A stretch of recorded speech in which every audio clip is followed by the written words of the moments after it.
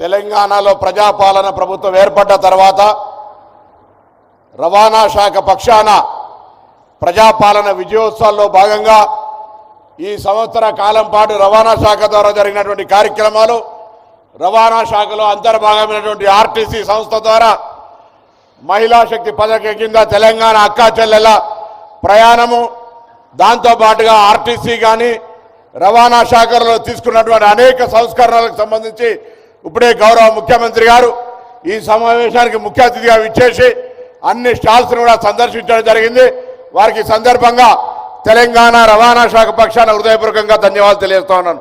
వారితో పాటుగా ఇక్కడ విచ్చేసినటువంటి స్థానిక శాసనసభ్యులు నాగేంద్రన్న గారు, గౌరవ హైదరాబాద్ మేయర్ గద్వాల్ విజయలక్ష్మి గారు, మాజీ కేంద్ర మంత్రి పార్లమెంట్ సభ్యుడు నా సహచర మిత్రుడు బల్లాం నాయక్ గారు, ఆమీర్ అలీ ఖాన్ ఎమ్మెల్సీ గారు, మెట్టు ప్రసాద్ గారు, జిల్లా కలెక్టర్ గారు, అదేవిధంగా ట్రాన్స్పోర్ట్ డిపార్ట్మెంట్ సిబ్బంది, గౌరవ శాసనసభ్యులు రామ్మోహన్ రెడ్డి గారు, అదేవిధంగా గౌరవ ఎమ్మెల్సీ రహమత్ బేగ్ గారు, అంజన్ కుమార్ యాదవ్ గారు, మిత్రుడు మాజీ పార్లమెంట్ సభ్యుడు ప్రభుత్వ సలహాదారు గారు వేం Narender Reddy garu, special principal secretary Vikas Raj garu, RTC ఈడీలు Vinod గారు, మునిశేఖర్ గారు, వేదిక మీద ఉన్నటువంటి పెద్దలు, ఇక్కడికి విచ్చేసిన అందరికీ పేరు పేరున తెలంగాణ ప్రజాపాలన విజయోత్సవ సంవత్సర పాలన దినోత్సవ సందర్భంగా మీ అందరికీ కూడా నా హృదయపూర్వకంగా నమస్కారాలు.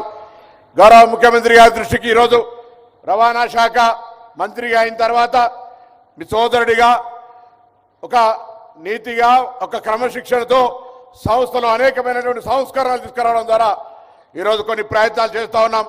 దానిలో మీ యొక్క మద్దతుతోటి తెలంగాణ రాష్ట్రం కొత్తగా ఈవీ పాలసీ తెచ్చి ఢిల్లీని మనం చూస్తూ ఉంటుంటే ఢిల్లీ నుంచి వలస పోయే దేశ రాజధాని వదిలి వలస పోయేటువంటి వాతావరణ పరిస్థితి ఏర్పడ్డది. దాన్ని నివారించడానికి మీ ఆలోచనకు అనుగుణంగా రాష్ట్రంలో ఈవీ పాలసీ తెచ్చి ఈరోజు దేశానికి ఆదర్శంగా ఈ తెలంగాణ రాష్ట్రం నిలిచిందనే మాట సందర్భంగా మనం చేస్తా ఉన్నాం. దాంతో పాటుగా స్క్రాప్ పాలసీ, ఏ పొల్యూషన్ కారణమైనటువంటి 15 సంవత్సరాల గడువు తీరిన వాహనాలకు స్క్రాప్ పాలసీ లేదు. స్క్రాప్ పాలసీకి సంబంధించి కూడా 2 సంవత్సరాలకి ఇప్పుడు మీరు వారి ధృవీకరణ పత్రాలు ఇవ్వబోతా ఉన్నారు. స్క్రాప్ పాలసీ తీసుకొచ్చినాం. అదేవిధంగా ఆటోమేటిక్ టెస్టింగ్ స్టేషన్స్ కావచ్చు, ఆటోమేటిక్ డ్రైవింగ్ స్టేషన్స్ కావచ్చు తీసుకొచ్చి అన్నింటికంటే ఎక్కువగా రోడ్డు ప్రమాదాలను నివారించడానికి యూనిసెఫ్ సహకారంతో బడి పిల్లలకు కూడా ఈ యొక్క చిల్డ్రన్స్ అవేర్నెస్, ట్రాఫిక్ అవేర్నెస్ పార్కులు ఏర్పాటు చేయాలని విద్యాశాఖతో మేము అనేకసార్లు విజ్ఞప్తి చేస్తున్నాం. మీ జోక్యంతో ప్రతి పాఠశాలలో ట్రాఫిక్ అవేర్నెస్ పిల్లలకు రావడానికి ఒక నిర్దిష్టమైన ఆదేశాలు ఇవ్వాల్సిందిగా ఈ సందర్భంగా నేను కోరుతా ఉన్నాను. ట్రాఫిక్ అనేటువంటిది హెల్మెట్ ధరించడం కావచ్చు, రోడ్డు యొక్క నిబంధనలు పాటించడం కావచ్చు. ఎందుకంటే ఈరోజు ఏ కారణంతో చనిపోనంత మంది రోడ్డు యాక్సిడెంట్ల ద్వారా చనిపోతా ఉన్నారు. దానిని తెలంగాణలో జీరో గ్రావిటీ తీసుకురావడానికి, యాక్సిడెంట్ మరణాలు లేకుండా వీలైనంత వరకు ప్రయత్నం చేసే విధంగా రవాణా శాఖ మా యొక్క నిబంధనలకు అనుగుణంగా డ్యూటీస్ను ఎన్ఫోర్స్మెంట్ చేయాలే విధంగా పనిచేసే ఒక కార్యక్రమం తీసుకోబోతా ఉన్నాం. నూతనంగా ఈ మధ్యనే 113 వెహికల్స్ పెట్రోల్ వచ్చినారు. సంస్థ పరంగా అనేక రకాలుగా ఒక ఇంటర్నల్ ఎఫిషియన్సీ పెంచుకొని ముందుకు పోతా ఉన్నాం. సంస్థకు లోగో లేకుండే ఒక లోగో తీసుకొచ్చినాం. ఒక వెహికల్కు సంబంధించి ఒక మార్కింగ్ లేదు. మేము 290 వెహికల్స్, ఒక ఎంవీఐ ఆర్ ఎంవీఐ, దాని తర్వాత ఒక కానిస్టేబుల్, ఒక హోంగార్డ్ తోటి ఒక 2090 యూనిట్స్ చేయాలనుకుంటున్నాం. యూజర్ ఛార్జీలు అడుగుతున్నాం, మేమేం అడుగుతలేం. మా యూజర్ ఛార్జీల మా సంస్థ ద్వారా వచ్చే డబ్బును ఆ వెహికల్స్ ఇతర ఇంటర్నల్ ఇన్ఫ్రాస్ట్రక్చర్ పెంచుకోవడానికి అనుమతి ఇవ్వాల్సిందిగా కోరుతూ, తద్వారా త్వరలో 290 వెహికల్ను హైర్ చేసుకొని ట్రాన్స్పోర్ట్ లోగో తోటి ప్రజలకు అవేర్నెస్ క్రియేట్ చేస్తూ యాక్సిడెంట్లు తక్కువ చేయడానికి వీలైనంత శక్తివంతం లేకుండా పనిచేసే విధంగా డిపార్ట్మెంట్ ఉంటుందని మీ ముందు విశ్వాసంగా ఈరోజు సంబంధిత రవాణా శాఖ మంత్రిగా నా రవాణా శాఖ సిబ్బంది పక్షాన మీకు ఆ విశ్వాసాన్ని ఇస్తా ఉన్నాం. మీరు కొంత మాకు మా యొక్క యూజర్ ఛార్జీలను ఈ యొక్క మా శాఖకు సంబంధించిన సంస్కరణలకు ఇంటర్నల్ ఎఫిషియన్సీ పెంచుకోవడానికి మేము పన్నులను మాకు ఈ మండలి పన్నులన్నీ రాష్ట్ర ప్రభుత్వానికి కడతారు. కానీ యూజర్ ఛార్జీలు ఇస్తే సంస్కరణల ద్వారా కొంత ఎఫిషియన్సీ పెంచుకొని ప్రమాదాలు ఇతరత్ర ట్రాఫిక్ రూల్స్ ఎన్ఫోర్స్మెంట్ చేసే అవకాశం ఉంది. ఇంకొక గొప్ప విషయం, నేను తెలంగాణ ఉద్యమకారుడిగా తెలంగాణ 10 సంవత్సరాలు ఆర్టీసీ లాంటి సంస్థ తెలంగాణ రావడానికి అనేక కష్టపడ్డది. నై చెలేగా బస్ కపయ్యా నై చెలేగా అని సకల జిల్లా సమ్మె చేస్తే ఆ ఆర్టీసీకి ఒకవేళ ప్రయాణికులను జారవేసినట్టయితే ఆ సమ్మె సక్సెస్ కాదు. అటువంటి ఆర్టీసీని చంపి బొందబెట్టి 10 సంవత్సరాలు ఒక బస్సు కొనకుండా ఒక ఉద్యోగ నియామకం చేయకుండా ఆర్టీసీని నిర్వీర్యం చేసిన గతంలో మనం వచ్చిన తర్వాత ఎలా కారుణ్య నియామకాలు, ఆర్టీసీని నూతన బస్సులు, ఆర్టీసీలో నూతనంగా 3000 ఉద్యోగాలు, అదేవిధంగా ఆర్టీసీకి సంబంధించి ఇవాళ లాభాల బాటల మీ నాయకత్వంలో ఉన్న తెలంగాణ ప్రభుత్వం మహాలక్ష్మి పథకం ద్వారా తీసుకుంటే ఇవాళ నష్టాలు కాదు ఆర్టీసీ లాభాలకు వచ్చింది. ఇలా ఇది ఒక చరిత్ర.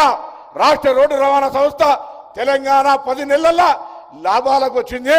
దానికి మీరు ఇచ్చినటువంటి ప్రతి నెల 300 నుంచి 400 కోట్ల రాష్ట్ర ప్రభుత్వ సహకారం అనే మాట సందర్భంగా గమనిస్తున్నారు. మీ ద్వారా 2013 నుంచి రావాల్సినటువంటి 280 కోట్ల మన వాటిని బ్యాంకు డ్రాఫ్ట్లను మనం ఇలా పేమెంట్ చేసినాం. ఏ డిపార్ట్మెంట్లో లేని విధంగా 21% ఫిట్మెంట్ ఇచ్చినాం. 2-3 అంశాలు మీ దృష్టిలో తెలుసు. ఆ 2-3 అంశాలు పాలసీ పరిష్కారం కాబట్టి అంతే తప్ప ఈరోజు ఈ వేదిక మీద నిల్చొని ఆర్టీసీ కార్మికులకు కానీ రవాణా శాఖ కార్మికులకు కానీ ఇంటర్నల్గా ఏ ఇష్యూ లేకుండా నేను సంబంధిత మంత్రిగా ఎప్పటికప్పుడు సమీక్షించుకొని ప్రభుత్వం మంచి పేరు వచ్చే విధంగా వాళ్ళ ద్వారా పని తీసుకునేటువంటి ఒక ప్రయత్నం చేస్తా ఉన్నాం. అదేవిధంగా భవిష్యత్తులో ఈరోజు మహిళలకు సంబంధించిన లెక్కలన్నీ ముఖ్యమంత్రి గారు చెప్తారు. ఎందుకంటే అదొక పెద్ద రాష్ట్ర స్థాయి కార్యక్రమం. చరిత్రలో దేశంలో ఇంత పెద్ద ఎత్తున మహిళలకు, నా అక్క చెల్లెలకు ఈ ప్రభుత్వం ఏ విధంగా కన్సర్న్ ఉంది, వాళ్ళ పట్ల ఏ విధంగా ఆలోచన ఉంది అనేటువంటి మాట గౌరవ ముఖ్యమంత్రి గారితో వినాలి. కాబట్టి నేను సంబంధిత శాఖ మంత్రిగా మీ ఆదేశాలకు అనుగుణం మీ సోదరుడిగా ఈరోజు సంస్థ పనితీరు ఆర్టీసీ కానీ రవాణా శాఖ కానీ ఎక్కడ కూడా ఎటువంటి ఆరోపణ లేకుండా గౌరవాన్ని పెంపొందించే విధంగా పనిచేయాలనేటువంటి ఆదేశాలను ఇస్తూ అనేక సార్లు సమీక్షిస్తూ సమర్థవంతంగా ముందుకు తీసుకునే ప్రయత్నం చేస్తున్నాం. అదేవిధంగా మీకు ధన్యవాదాలు. హైదరాబాద్ ఇన్ఛార్జ్ మంత్రిని ఢిల్లీకి పోతే కాంగ్రెస్ పార్టీ నాయకుడిగా ఏఐసీసీకి పోవాల్సి వస్తే ముక్కుకు బట్ట కట్టుకొని ఢిల్లీలో తిరిగే పరిస్థితి ఏర్పడుతుంది.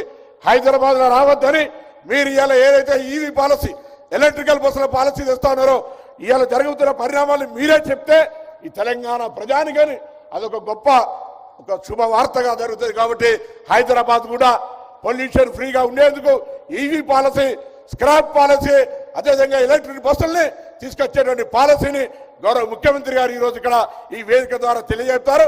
కాబట్టి దయచేసి నేను మిమ్మల్ని అందరినీ కోరుతా ఉన్నా, 10 ఏళ్లలో జరగని ఏఎంబీఎల్ క్యాలిడర్ రిక్రూట్మెంట్ చేయలే, నోటిఫికేషన్ మేమే ఇష్టం కదా అంటారు.